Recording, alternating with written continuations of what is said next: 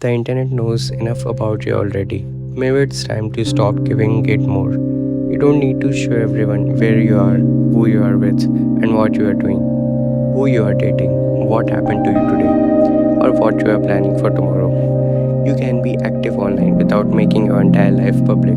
In fact, there is a better way to use the internet. Give people your work, your ideas, your skills, your creativity, your knowledge, your value, and then disappear back into your real life. If you are a filmmaker, show your films. If you are a designer, show your designs. If you are a creator, create. Let people know what you can do without giving them unlimited access to who you are. Because there's a difference between having a public presence and having a public life. And we have slowly started confusing the two. We post the vacation while we are still on it. We post the relationship. We post the celebration. We post the problem. We post the entire process of our lives. Sometimes before we have even had time to experience it ourselves. And researchers have actually studied this. A 2022 systematic review by Towner and colleagues examined adolescent online and offline self-disclosure and found that the way young people disclose personal information online can differ from how they disclose it face to face. The researchers also noted that the effects of self-disclosure depend on the context and the type of disclosure. The researchers also noted that the effects of self-disclosure depend on the context and the type of disclosure. So the point isn't that sharing online is automatically bad.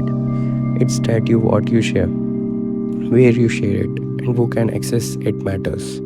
Another study examining adolescents' disclosure of personal information on social networking sites found that privacy concerns were associated with reduced disclosure of personal information. So maybe the answer isn't deleting every social media account and moving into a forest.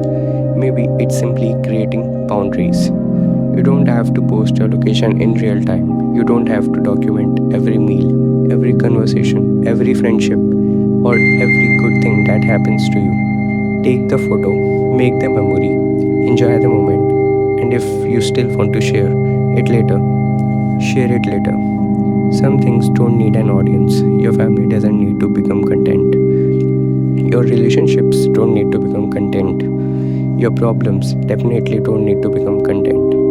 Before you post something personal, ask yourself one question. Am I sharing this because it provides value or because I want to be seen? That question can change the way you use social media because the goal isn't to become invisible, the goal is to become intentional. Be known for what you create, not everything that happens to you.